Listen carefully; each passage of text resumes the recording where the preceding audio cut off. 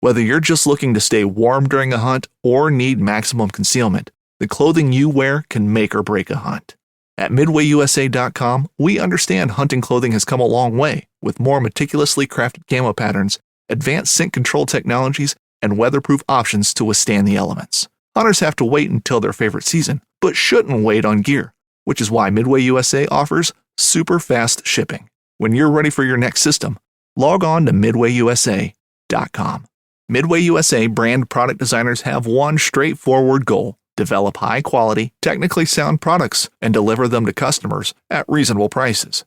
If you are immersed in the shooting sports industry and pay close attention to every single detail, you know our products are built right and stand up to everyday use. Who has shooting mats and range bag systems to hunting clothing and just about everything for the outdoors? Log on and shop 24/7 with super fast shipping. MidwayUSA.com. Ever ready? No, we're never ready. Why would we be ready? What fun would ready be? It'd be different.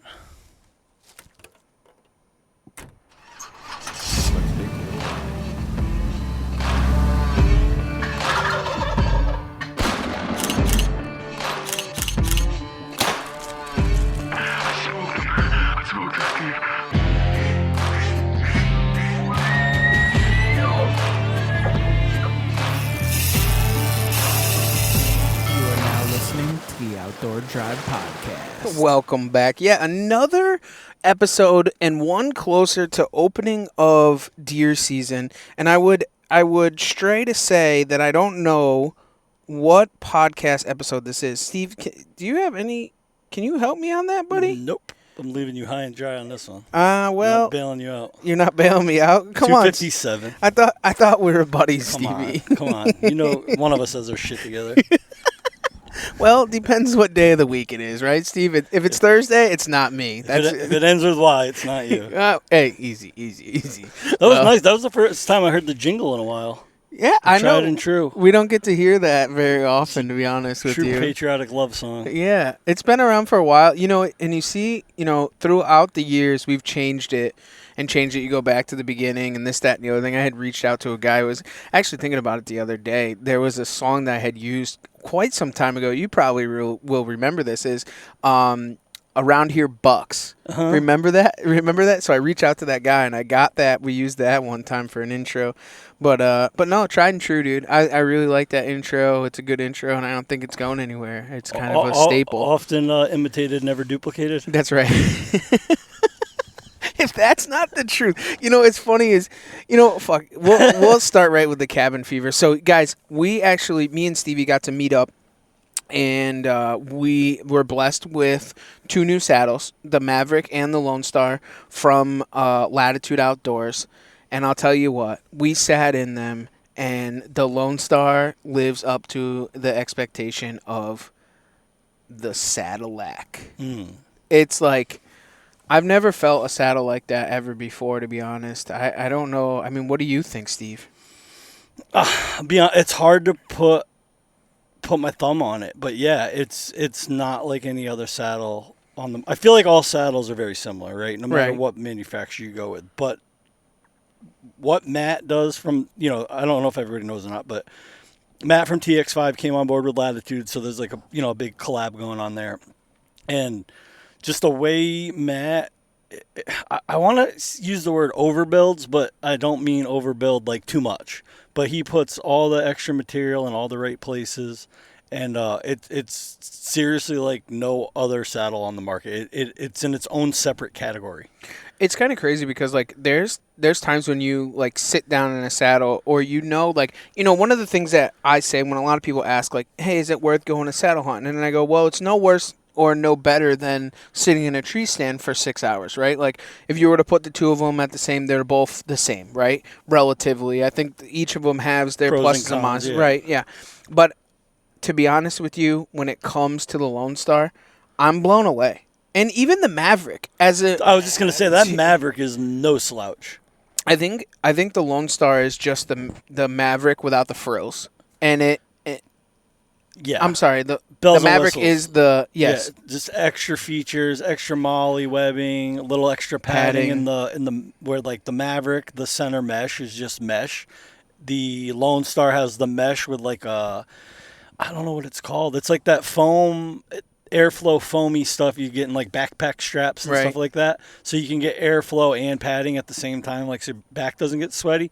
I mean, it's a souped up Maverick. It really is. But that Maverick is like super comfortable. The thing about the Maverick is it is the lightest saddle on the market, but it crushes for what it is. And if you guys want to, get on over to Latitude Outdoors and use the promo code Outdoor Drive, and you guys can save yourself $169 on the Maverick. And with then the promo code. With the promo code. So make sure to go and check that thing out. I don't want to get too deep into it because we actually have Kevin Leach on for our next episode next week that we'll release. And I think he's really going to dive into the bits and pieces of both the saddles, kind of, the bite arm. I think there's a lot of things that we're going to talk about as far as it's going to be a geek out. Well, he knows the proper terminology. We're like, oh, yeah, this thingy right here is really cool. Yeah, the good strap. Yeah, you see, that helps with the hip pinch. I don't know what it's called, but it's cool, and it works. It really is. So I can't wait to get Kevin on and really dive into all. I mean, there's stuff coming out from Latitude that's not even out yet that we might be able to get him to talk about a little bit. Yeah, too, yeah. I mean, like the Ranger 22. Dude, they're doing their thing, man. I'm so happy for them. I was thinking about it the other day. You look back at Latitude, in the industry, and it wasn't that long ago where they were a saddle company with just a saddle, right? And now they have the most innovative sticks on the market. Their platform, like everything they do, is well thought out. Those guys, I call them the OGs of Latitude. You got Jake, Alex, and Kevin. They're so innovative, and they hunt. They get after it, right? They spend a lot of time in the fall in trees. So when they go back to the drawing boards and designing things, they know what needs to be changed or tweaked, or what will make a sit better or more comfortable, or a walk in or a climb. And it really shows when the products hit the market. It's lights out. I can't wait to have them and tear through it. I mean, over the years we've had them on the podcast a handful of times, but now having all this innovative stuff, and this is all downward spiral. All of their great work has kind of led to what it is today. So looking forward to it. When they drop a product, it's going to be groundbreaking. They don't just drop another stick another saddle. No. Like if something's coming out from them, you better hold on because it's going to be something wild. And it's hard pressed that somebody is trying to fix it or make it or match it. You know what I'm saying? I mean, like, that's always, they are the leaders in innovative when it comes to saddle hunting, and they always have been for 5 years. I saw this come in the writing on the wall years ago when I started talking to these guys. I mean, it's hands down great stuff. And go back and listen to the old podcast with them. I mean, they knew what they were doing right off the get-go to what it is today. So we'll have Kevin on next week. Let's crack through the sponsors. And you guys, we got a special guest for you tonight. But I won't tell you what it is yet. Oh, I don't even know who it is. Yeah, so we'll he in get the green to that. room? They're in the green room. Okay. They're definitely in the green room. So I we're got just a buck on trail camera right now as we speak. Oh, yeah, look at that. That's tasty. That's a public land shooter right there. That is buddy. A shooter. So let's request a video. We're sitting on some public actually. We're doing the old live podcast like we used to do. Me and Stevie would meet up. The mobile studio. The mobile studio in the Ford F-150. So first off, we are title sponsored by Bowtech. Refuse to follow. We've been shooting them up, man. Things have been real good with them. Stevie actually, he hit the jackpot at Huntstock last week. You guys that don't know, he got the old carbon. So Stevie's got the SS and the carbon, dude. What is up? I don't really have time to be messing with the carbon right now. So I'm fully focused on the core SS right now. Get through hunting season anyways, and then maybe come January we'll get her all set up and start shooting that. But tuned in. I don't need to worry about two bows going into bow season right now. No, actually, speaking of Bowtech, when we were at Huntstock, we got to play around with the new one. Oh, the magnesium. Oh, jeez. And everybody talked about the price on it, but that's fully loaded. Everything. That with a bow case, a Pelican bow. A nice bow case. Oh my god. Yeah. It's nuts. So make sure to go check those guys out. Go to your local bow shop and shoot a Bowtech. And then we are also title sponsored by Huntworth. Huntworth gear. Get more for less with Huntworth. Guys, the new Verdict is out. Great looking camo. Awesome. Beautiful. You know what it reminds me of almost? It's like Disruption. I'm a Disruption guy. Yep. Trev's a Tarnin guy. Right. It's like Disruption colors, but closer to a Tarnin pattern. Yeah. You know? Do you not know- quite, but that's just kind of the vibe I get from it, you know? Babe, I can't believe... Just call me babe. Yeah, I did call you babe. Thanks, sweetie. I honestly cannot believe... I can't believe you just called me babe while we're recording. I was looking at This is why I slept in my truck at Huntstock and you slept in the tent. I was looking at my phone. I'm sorry. Anyways, no. One of the good things about Huntworth is that they had come to us to kind of vote on camos. They didn't do it alone. Like they went to their partners and they said, "What's your thoughts on this? What would you get the most out of?" So on and so forth. So they kind of like beat you through it. But I'll tell you what, for what it is, and this is no joke. Huntworth is one of those companies that has hands down some of the best camo on the market for what the dollar value gets you. I mean, their heat boost for us being in New England or the Northeast, I'll tell you what, it's hands down some killer stuff. Stevie, what do you got over there, dude? Oh, that's a good one. Ooh, that's a shooter. Have you seen him before? I'm trying to figure out right now.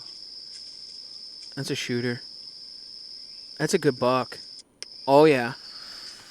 He's I'm ready to strap on the old Huntworth right now and grab that Bowtech and get after it. So for you guys that haven't, there's actually a sale going on right now. Pre-30. Pre-30. PRE30. So you can save September 1st. So you can save 30% on Huntworth gear. So make sure to get on over there. It's but only it's not on Verdict. Disruption and Tarnin. It is not on Verdict. I know that for a fact. So go on and check those guys out. Fourth Arrow camera arms. They are our camera arms that we'll be using. We actually just filmed a YouTube video that we'll be smashing out here soon on their tripod. They've been nothing but great to us. Some really good products there. And Nor'easter Game Calls, nor'eastergamecalls.com. Guys, we are leading right into some really good stuff, guys. I'm going to kind of splurt a little bit about it. We actually just got our patent pending on the grunt tube. We got it? Well, it's there. Pending. So pending. Keyword pending. Pending. Patent Pending. pending. So we got something really cool coming out. We've been talking about it for a little bit of time now. There's going to be something that hits the market running. Some really good stuff. So guys, go and check that out here soon. Close. You will be the first one to know about that. Real soon. You got to give them a blow, So we're getting to that point. What other sponsors you got? Is that all of them? They're kind of running through them. I think that's it. Did I miss one?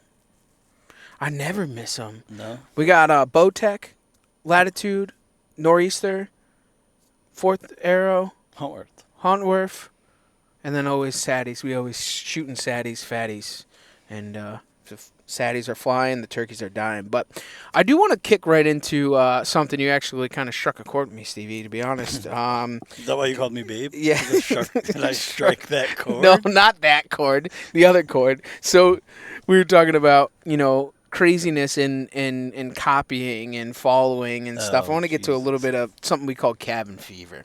In the off season, we're getting really close to deer season, right? I mean, deer season's right around the corner. Guys are looking for content creation and all that kind of... Wrong cough button, sorry. But you know what's really been irritating me, and it always does at this time of year... Are your antlers rattled? It rattles my antlers. Trev, tell the people what rattles your antlers. Yeah, only the OGs will know what rattles you. What rattles my antlers? Man, one of the things that rattles my antlers, honestly, is the complexity of the human beings that go above and beyond to go and copy somebody else. And it was kind of brought to our attention by some others, and that sent us some stuff of a local company, a local saddle company. They were at Huntstock with us, and then somebody had the audacity to copy their stuff verbatim and act as if they were working with them. And it's kind of like, give credit where credit's due, right? I mean, like, if you're going to go and copy somebody's stuff, like, I don't know, you see it all the time, these people that don't have their own content, and they go and they copy other people's. It's the same thing. Same person did the same exact thing again today. Or was it today or yesterday? Did I notice it? The velvet buck. Oh, yesterday, I think. And it really bothers me because, guys like us, we go above and beyond. Like today, we met up. Me and Steve both live about an hour and 15 minutes apart. And we literally went out of our way to meet in the middle to then create our own content. We always don't have the greatest content going on every single time, but we try to make our own content. Original content. And it's frustrating. And being organic. And it's just, it really bothers me. I don't know why, but it really, really bothers me. Doesn't that bother you, Stevie? No, it doesn't bother you? I try not to let it bother me because you got to try to stay focused on yourself. But when you constantly see it from certain people,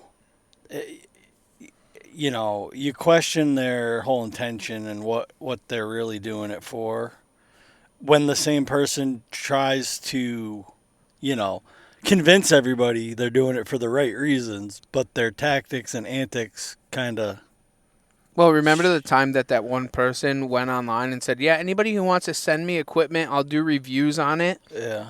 Like, that stuff's just like, I don't know, man, the wrong reasons. Like, we like to have a good time and enjoy each other's company. We like to, and we like to spend time with others, in deer camp and enjoy time together and just do it. Who cares? Like, we say it all the time, but it's just frustrating, dude. I just get so upset. So I want to know what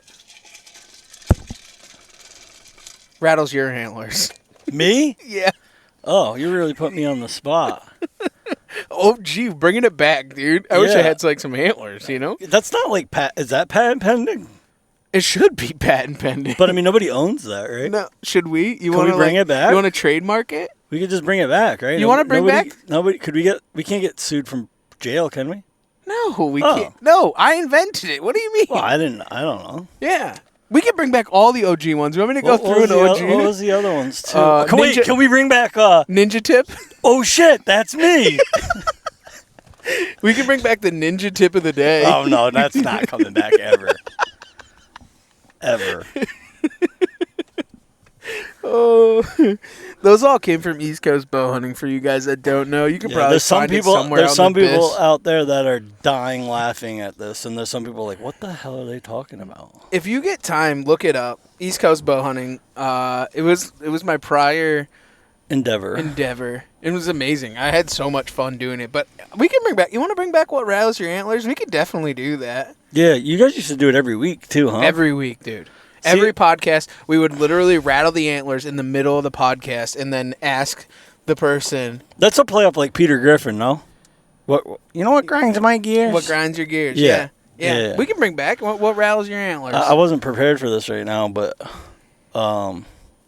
yeah. Let me think about it. It'll hit me in a little bit, and I'll bring it back up. I want to know, what was some of the other ones that we used to do? We used to do a pile of them. Fishing and foraging with East Coast Trev. Yeah, that was one. Borderline Corral. Borderline Corral. Wasn't that one? Yeah, Borderline. But what was it? I don't remember that one. I thought it was like controversy, like. Oh yeah. Borderline controversy. Yeah. Yep, we used to do that one, and then what was Porn Star? What did Porn Star used to do? What, you all had your own one? Yeah, I think so. Yeah, we all had our own little segment. I don't remember. Yeah, we're bringing back what rattles your antlers, so I'll check back with you on that one. So, what do you got going on for this season, man? What do we're strumming right into season here. It's the 22nd of August, 23rd of August, and season's about to kick off here in a couple of days, man. Like what are your thoughts? What do you got going on? You got anything?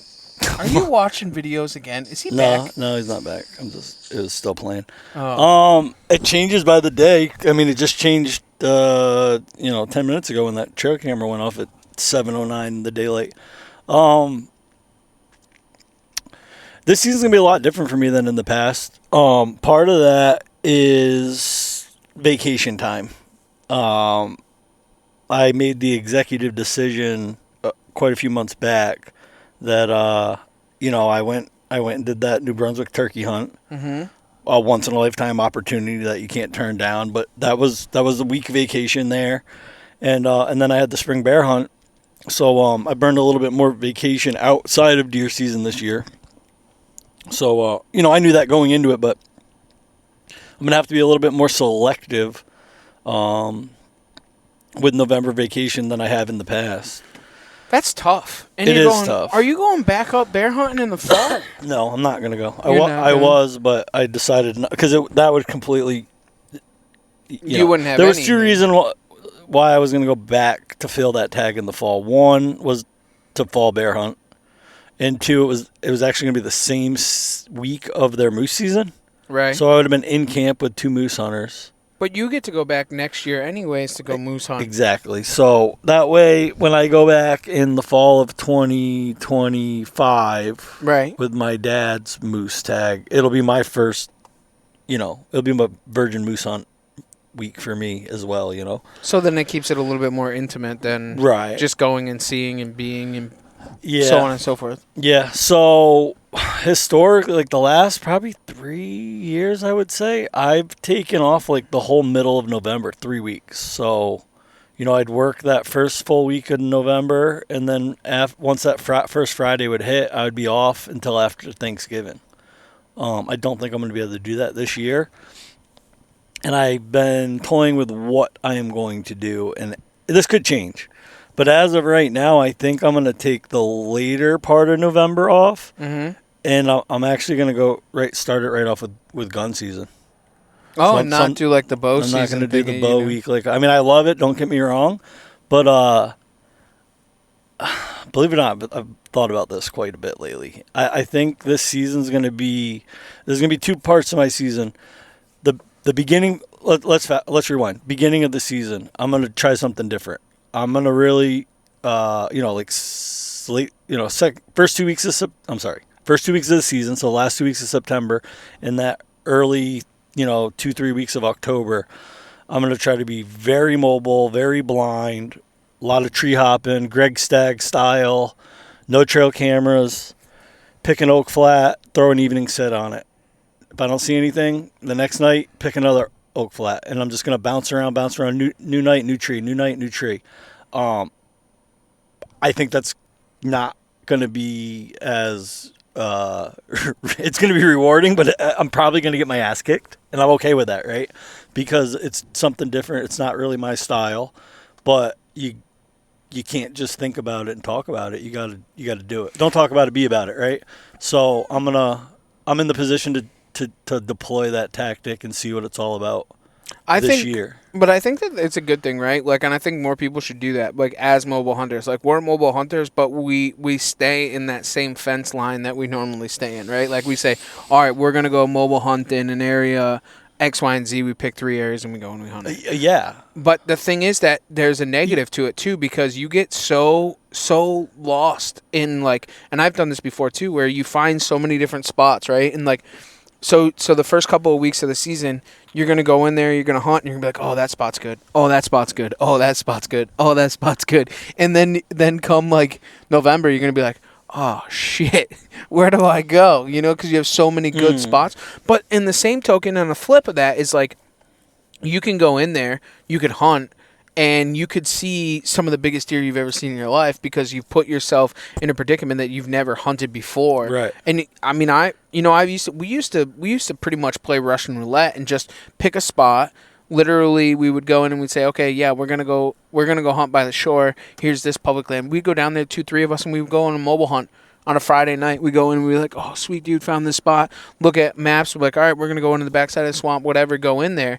And then we leave our shit in there, and then we go back in there Saturday morning and hunt again. But we've shot some decent deer doing that, right, or seen good deer doing that. It can be fun, and it can be rewarding.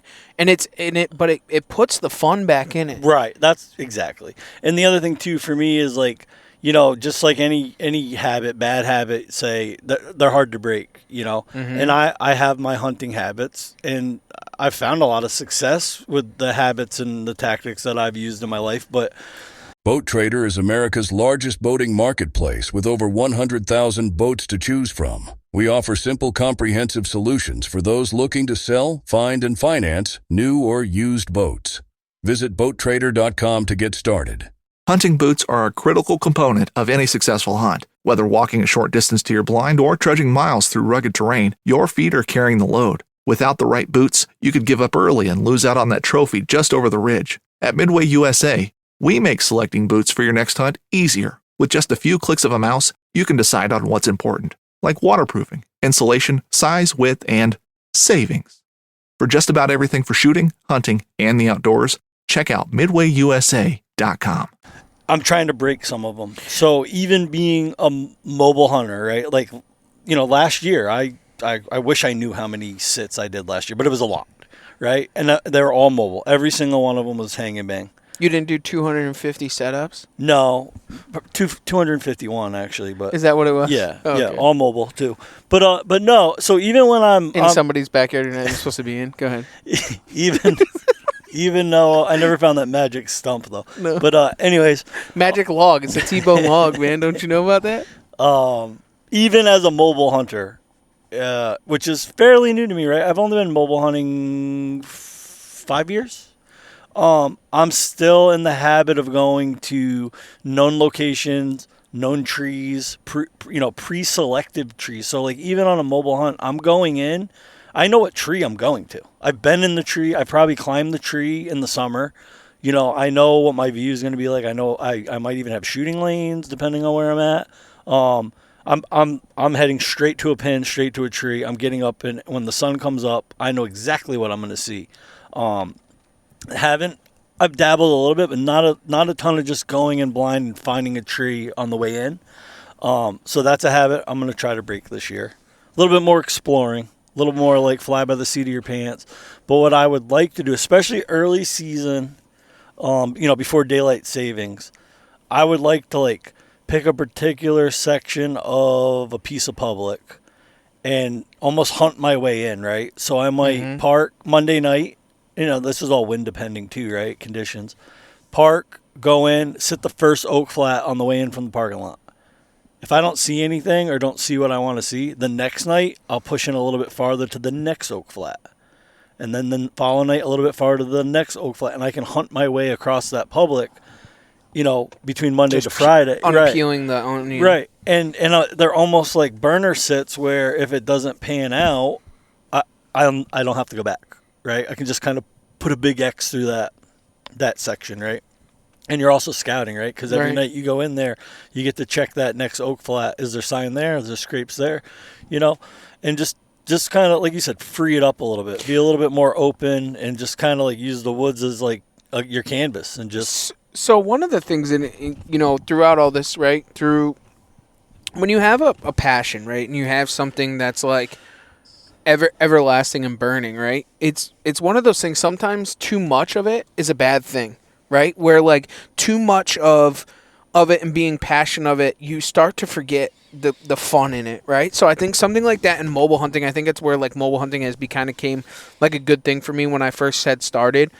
Was you got to go in and have fun and you enjoyed it and you went to different public and hung out with dudes and there was no expectation, right? Because if you get too passionate in chasing one big buck, you lose the sight of fun, right? And you lose too much of one thing can be a bad thing. And I think chasing one particular deer can be a bad thing, where if you're going into mobile hunting and just having fun and bringing it back, really you're bringing it back to the woodsmanship, because you're going in, you're hunting a flat, hunting your way in. I love doing that stuff. We did that some of that stuff last year. Remember, we did it in some public. Yeah, and it's fun, dude. It's a blast. And well, the most exciting thing to me is, and this is, cameras are a great thing, but there's parts of cameras that I hate. And when you have a camera in close proximity of a tree that you plan on hunting, you got a pretty good idea what's going to show up that night. I know cameras don't show everything, but, it's hard to convince yourself that there's a giant in a particular area when you've had a camera there since, June, and having Seth's calling me, our other teammate of... He's calling? Yeah. Yeah, tell him we're busy. Yeah. Hi, Seth.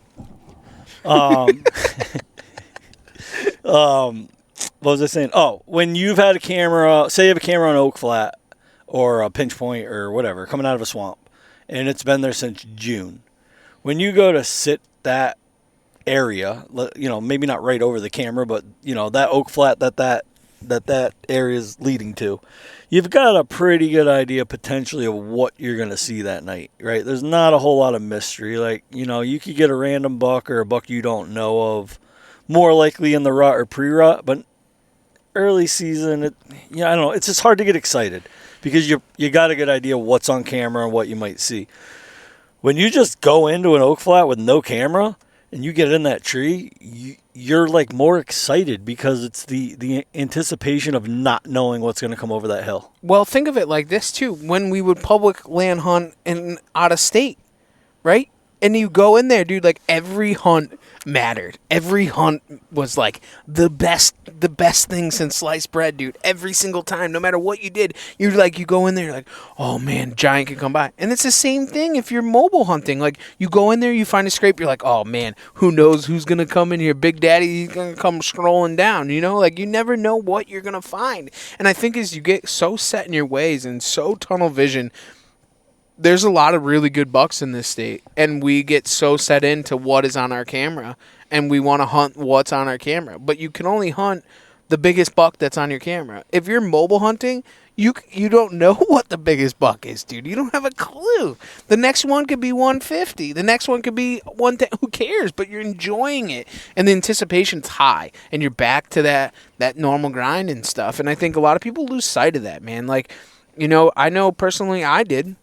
I have 1,000,001 times. You know what I'm saying? Like going in and enjoying hunting and just filling the freezer and enjoying buddies and whatever. And you get so caught up in chasing one certain buck. Like, yeah, it's nice. I like to shed hunt and find certain deer and chase those deer. Like there's a certain time to find those deer because those certain deer that you do want to hunt, if you overhunt them, you're never going to kill them. And if those are the only spots that you're going to go in and you're going to hunt them and overpressure them deer when you shouldn't.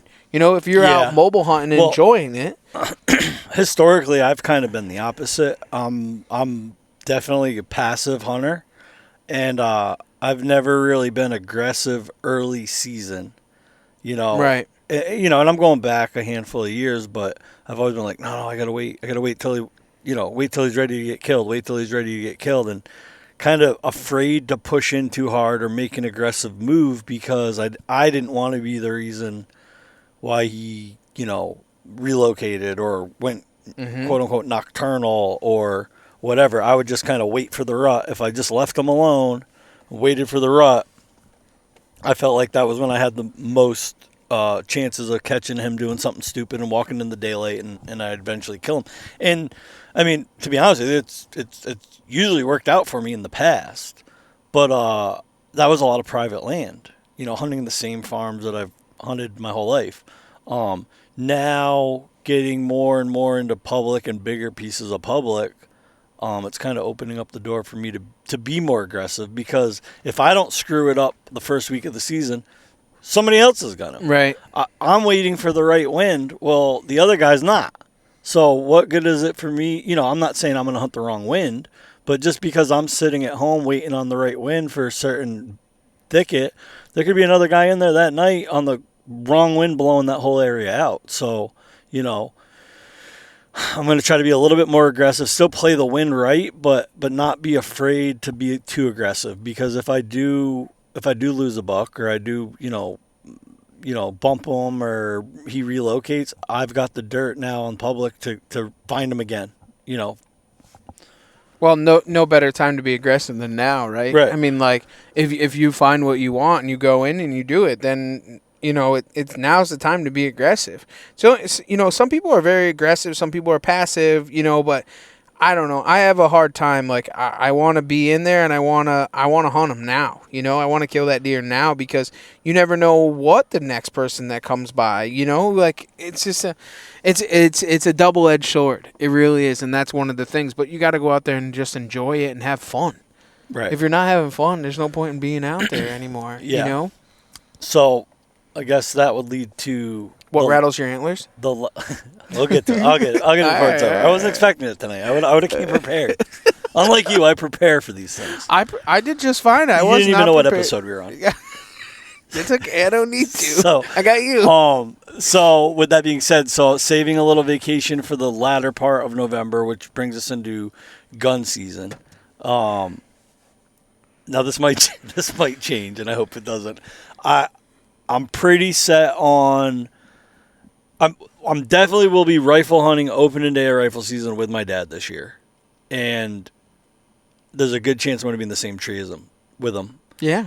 I was fortunate to do it with him last year, but it was like the third day of the season. Right. I think it was Friday. You gonna do it opening day? I think I'm gonna go opening day. Yeah. I was thinking the same, to be honest. So opening day here for bow season starts September 15th, which is a Sunday, right? Yeah.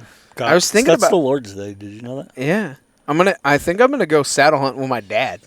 Like, fuck it. Like, what does it matter? Go to the petting zoo and go hang out in the petting zoo. I mean, it's especially that time of the year. It's not a high value day, right? Like it's opening day, but it's not like I don't know, dude. That spot sometimes, depending if like acorns are on, we've shot some pretty good bucks opening day. Like they've shot a couple velvet deer in there. Like it can get a little weird. I mean, it's just right. I'm saying you're not losing like a high value day on one of your other sets or another place you scouted. Like, but I definitely want to kill.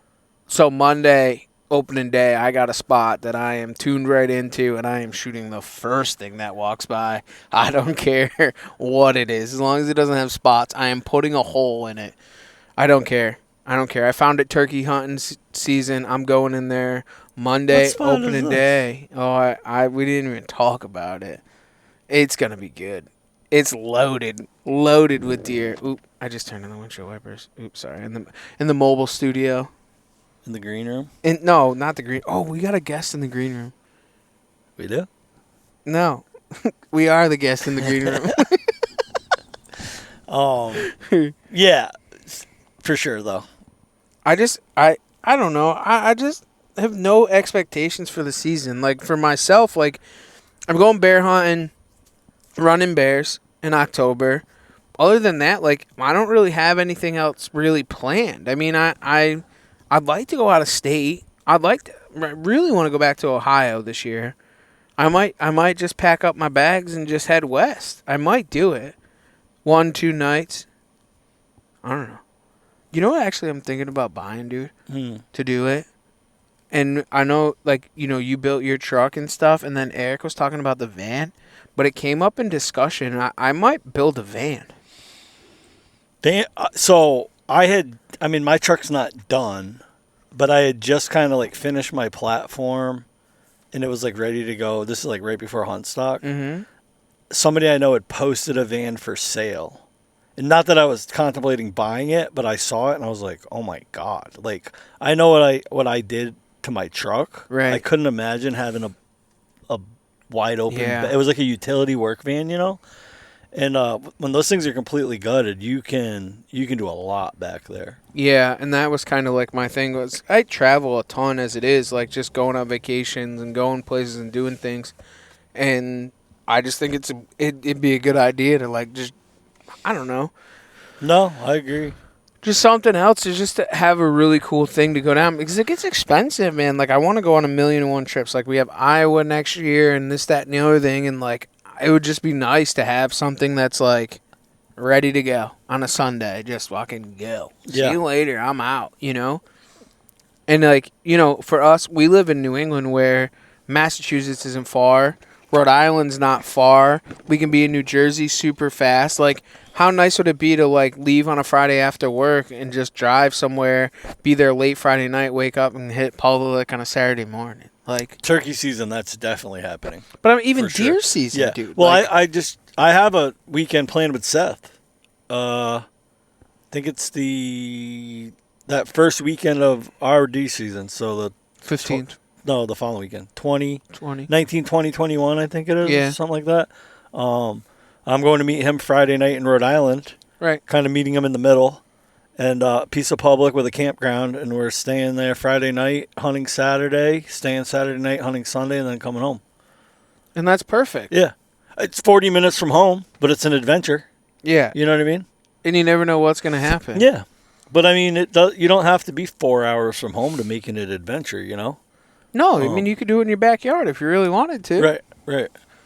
It keeps it good. It keeps it fun. It keeps it, and I encourage a lot of people to go and do that. Like, just go do it. Go have fun. Go enjoy it. Like, you like not a lot of people get a lot of time to go do it. But like you said, you could be 40 minutes away and do an out-of-state hunt. Like, dude, nothing cooler than that. Like, nothing at all. Yeah. Well, I mean, even on a maybe it's a piece of public. Maybe you're not even a big public land hunter. Maybe you're just a, mostly private land hunter. Just if you just decide, I've always wanted to hunt this one piece of public, and like we were talking about earlier in this podcast, just that one night you decide today's the day I'm going to go into that public, drop a pin on the map, and hunt it that night. That's an adventure. You're going into the unknown, right? Like it's not familiar. You're not going to the same ladder stand that you've been hunting the last 15 years that always produces. There's nothing wrong with it. You know what I mean? But, I found that it's consistent and it works and it's tried and true and those stands always work. But there's something special about going somewhere you're not familiar with. So one of the things, obviously, with a lot of mobile hunters, we get to talking to a lot of different mobile hunters, and they say, and we know this for a fact, your best sit is the first sit. Yeah. Anywhere that you go. Yes. Your first sit is the best sit. It's virgin sit. Like, those are the best sits. That is the one that you're going to make it happen because you've not stunk it up, no pressure on them deer. They have no clue, and you're doing the best thing that you can to put yourself in the best predicament with no anticipation. Yeah. And that, and like, I mean, go in there and do it. Like, who cares? Like, you see a piece of public, it looks good, go hunt it, man. I learned that a long Sit time on the ground. Yeah, I learned that a long time ago, even before I was mobile. And it's probably why I have this bad habit of being so passive and not being aggressive, because even on the private farms that I grew up hunting with preset ladder stands, and there wasn't a lot of options, between me and Dad, maybe we'd have 4 ladder stands, we'd dabble a little bit early season with the bow, right? Then we'd back off, not because we don't want to overpressure the stands, and then we'd kind of like let them chill out for that mid-November rut. Rifle season would come in, and we'd shoot some bucks, right?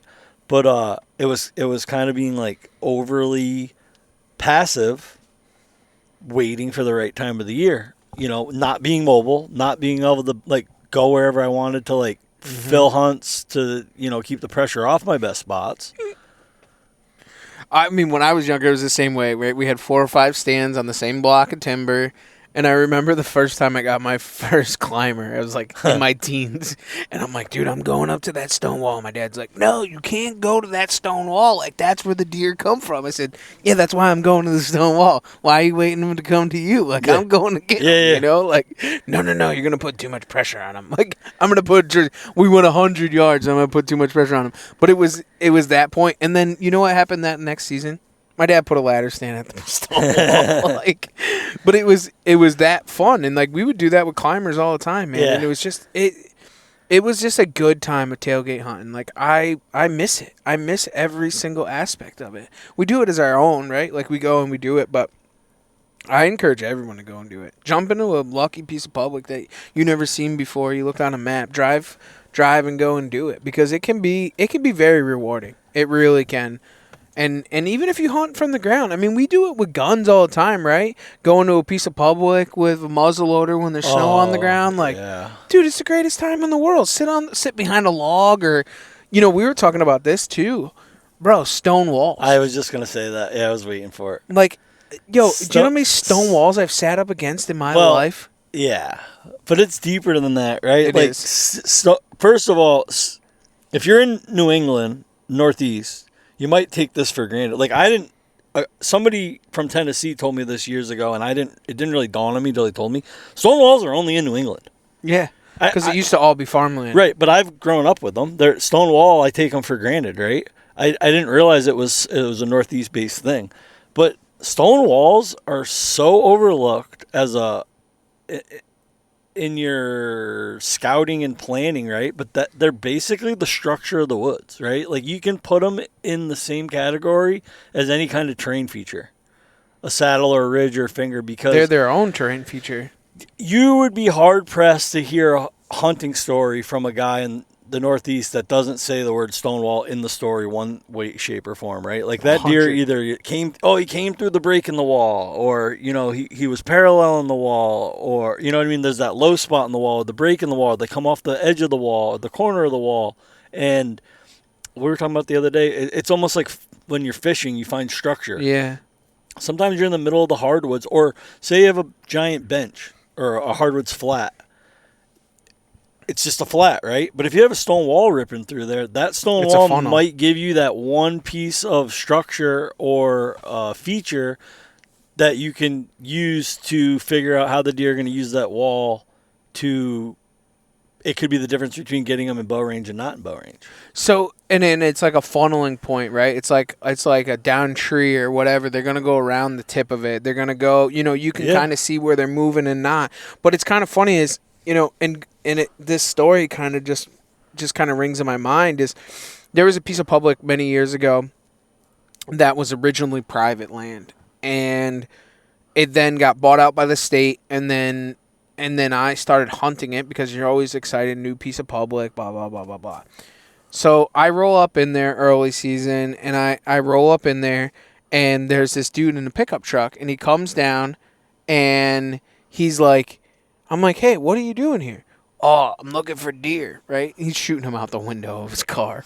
Whatever. It happens. But I'm minding my own, and I'm like, why, is there big deer in here? He goes, Sonny boy, I've been running around these woods my entire life, sneaking into this farm and hunting this land. He says, you sit by any stone wall, you're going to kill the biggest buck in the woods. And it's true because, like, what do those deer do? They run the stone walls. And I remember my dad. This was another one that really stuck out for me for stone walls. My dad would always just driving around because we would go out and we'd scout at night all the time. There's a bunch of fields in town. And we'd go and watch deer. My dad would bring me down there as a kid. And we would watch deer in the field so that when we got in the woods, we had already seen deer and we were more comfortable in watching deer, and we didn't get like as excited in the woods or whatever, because you got to see deer, you're close to deer. If you're always around something all the time, it's not like a shock to you when you see the first deer in the woods, right? So my dad would bring us around. But I remember we'd drive down roads and, there's stone walls everywhere. And my dad would be like, there's a run right there. See where the stone wall is? That deer jumped over and they knocked down the rocks, and this is where they're coming through. And then and it's funny is if you look at topographical features, they lead right to where the breaks in those stone walls are. And it literally, I mean, that's how I learned my woodsmanship, or ends of stone walls, where a stone wall ends. Point. Dude, it's like literally like a peninsula for the deer, and they'll walk around the edge of those stone walls.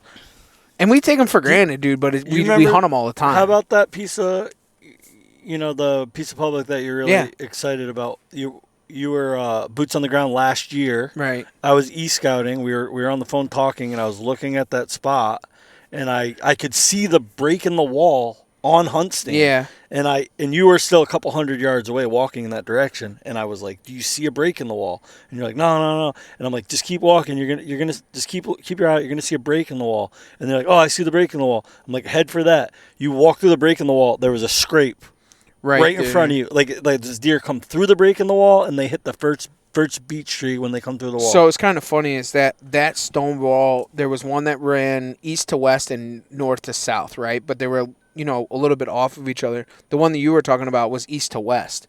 The north to south one, it's funny, is the deer that I had missed last year.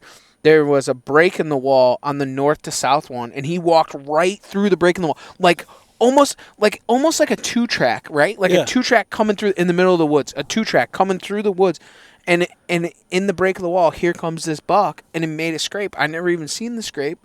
And boom, right there he was. But we hunt those are topographical features that we hunt all the time and don't even know it.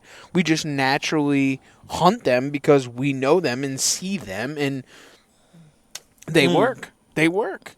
I don't care where you are. Any day of the week, you put me in somewhere on an oak flat in a break in the wall, anywhere, and I will kill a deer. Yeah, it's gonna happen. I mean, it's. I'm glad we're talking about it now because it for me, it just comes so natural it's like almost overlooked. It doesn't Yeah. get talked about as much. It's not like, you don't read magazine articles and watch YouTube videos about people talking about breaks and walls and stuff like that. But like everybody knows that old timer that's killed a deer every opening day since 1973 with his 30-30, and they'll put the old core locks to him. That's right. And he's sitting on a 5-gallon bucket, smoking Marlboros in his flannel shirt. He's probably sitting on a break in the wall. He's definitely You know what I sitting on mean? breaking the wall.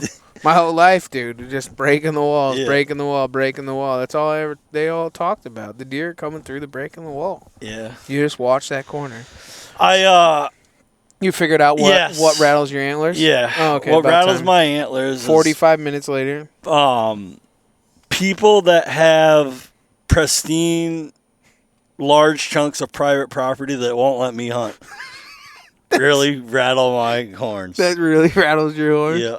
I drove around, it's that time of the year where my favorite thing to do after dinner is just jump in the truck and just do some glass. Friends of NRA is your chance to support our Second Amendment rights and preserve America's hunting traditions. Join Friends of NRA at one of our 600 exciting events nationwide. From games to auctions and exclusive firearms, Friends of NRA events are your chance to support a cause you care about while having a great time with patriots in your community. Whether you're a seasoned shooter, an avid hunter or outdoorsman, or passionate about freedom, there's a place for you within Friends of NRA. Visit friendsofnra.org to find an event near you. Stand up for freedom with the Friends of NRA. Fishing like a local isn't just about catching fish.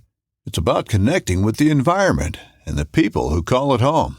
It's about hearing the stories and traditions that have been passed down for generations and sharing unforgettable moments with the people you meet along the way. Fishing like a local is having an experience that stays with you forever.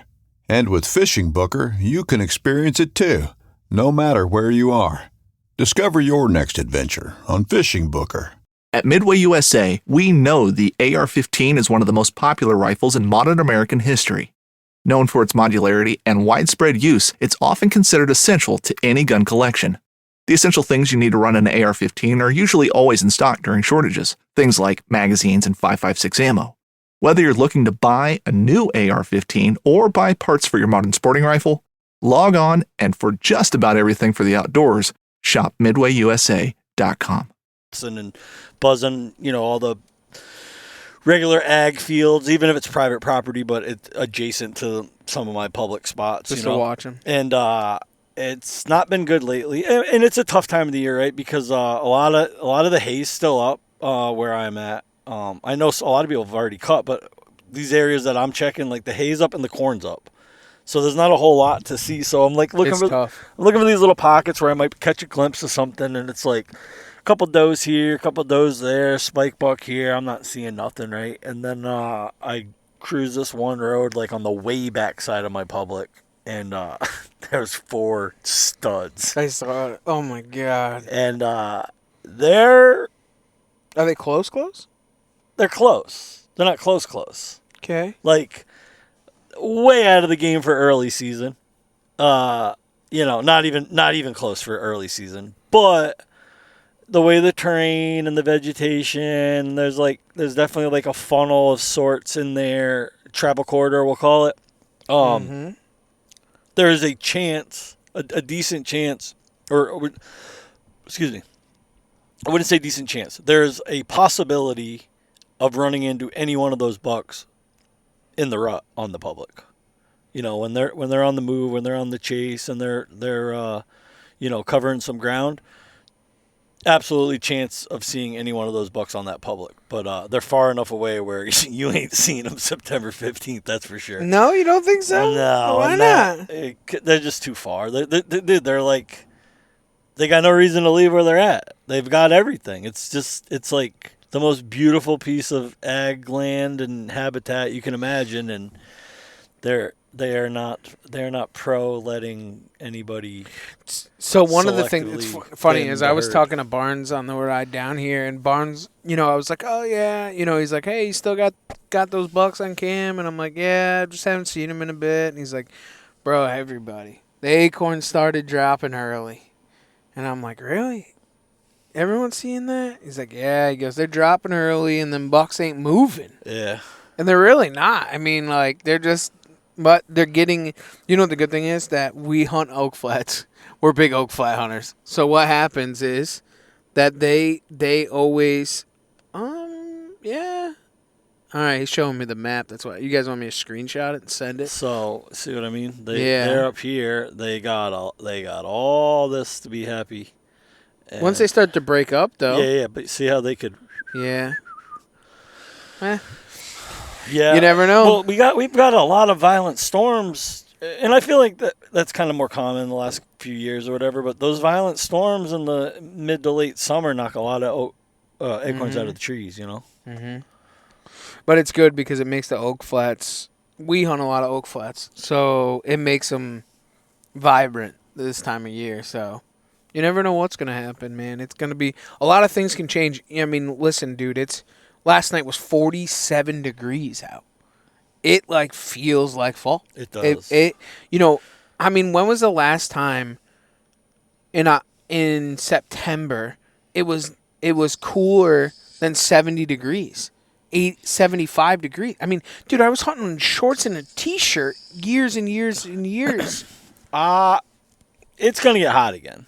I hope not. But I'm saying summer's not over. We're going through a hope it is. Low humidity, low temperature right now, right? Bro, it's the 22nd of August. Yeah. It's about to be September. Dude, I don't think it's going to get hot again. I hope it doesn't get hot again. Watch your mouth. That's like being March 1st and being like, it's not going to snow again. And then March 20th, we get a blizzard. It's just it's not over. You just don't talk. It's like a no-hitter. Don't talk about it.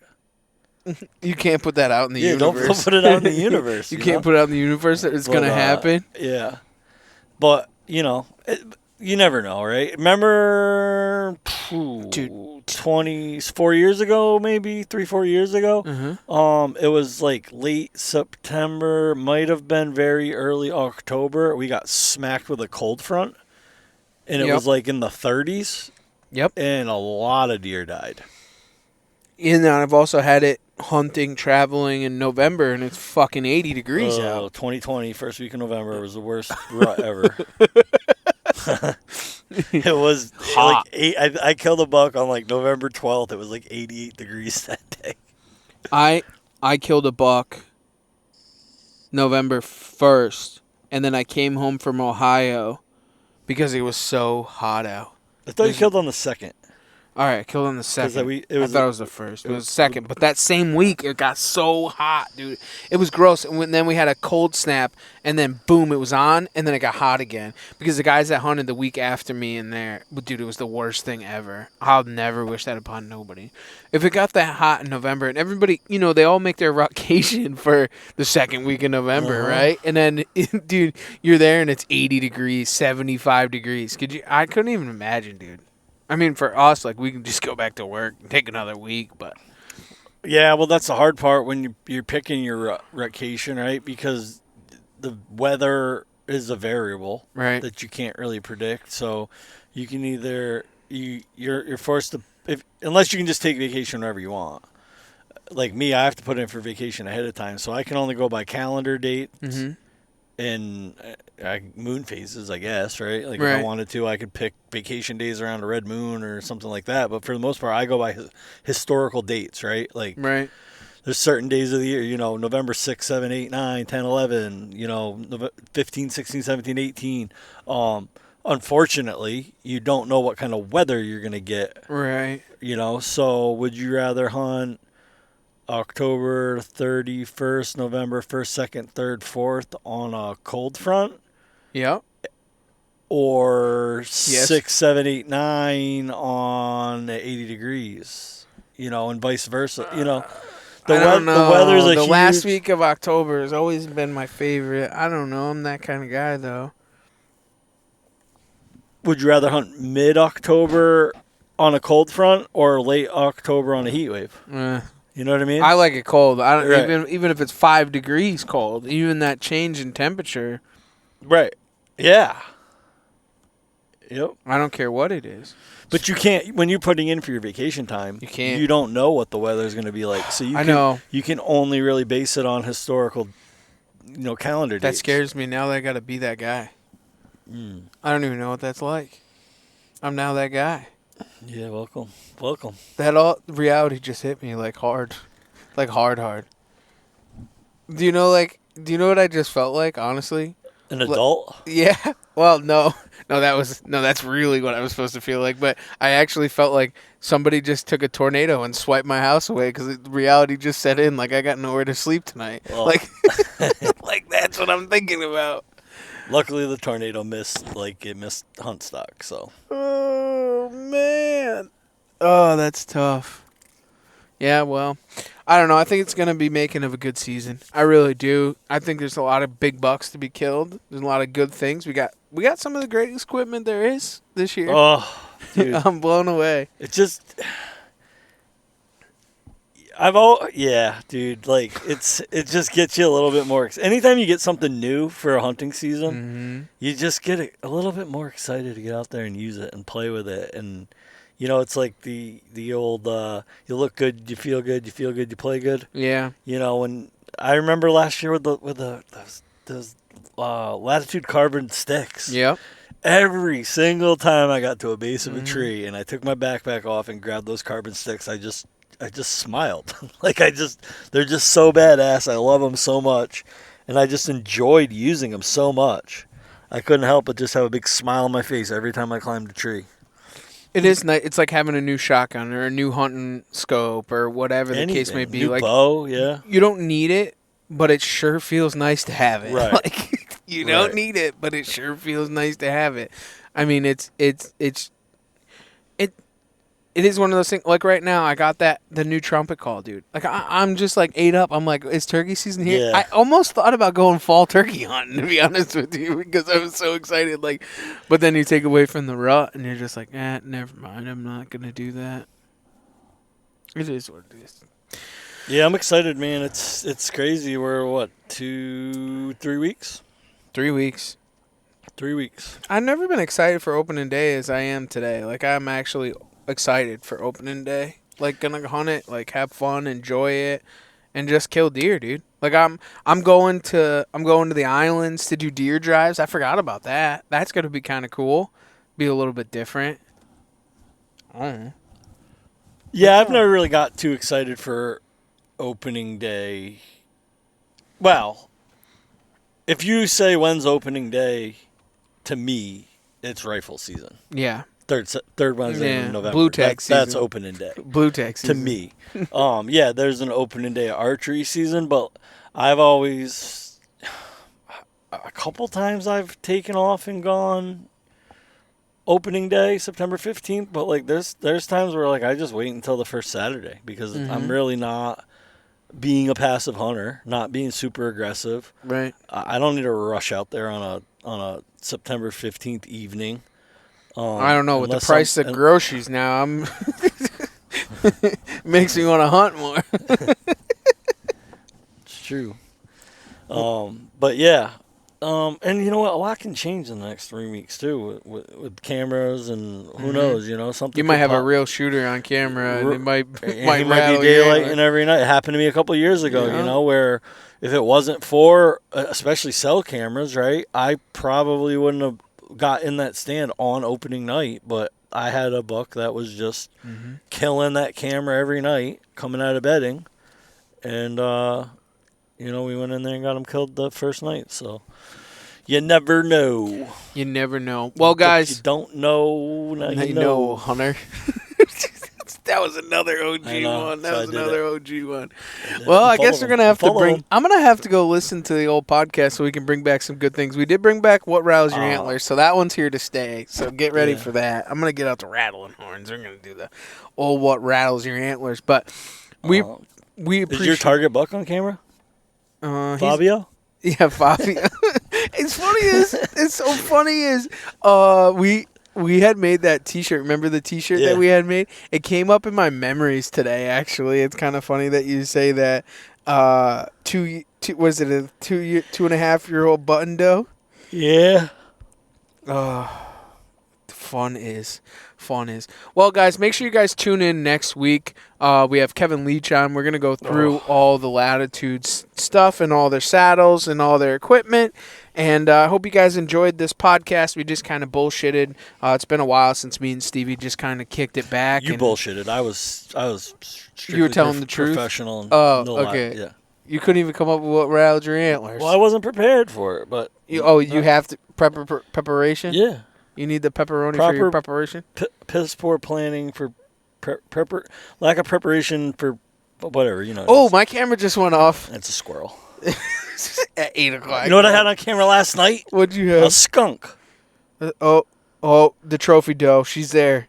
That's a button doe. Yeah, definitely. 2-year-old. Double patch, double throat patch button doe.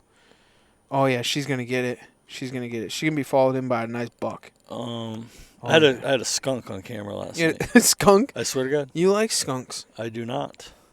Well, I guess They like me. I guess we'll leave it Look, on that right note. there. 10:41 last night. Oh my God, the skunk. Well, guys, we appreciate you guys and everything you guys do. Make sure to go and check out our sponsors. Make sure to get some new gear. Make sure to hit public in the places that you never hit before. And make sure to tune in next week. And also hit the subscribe and notification button on YouTube. We got some really good stuff coming from there. And until then, thanks for taking the ride right here on the Outdoor Drive.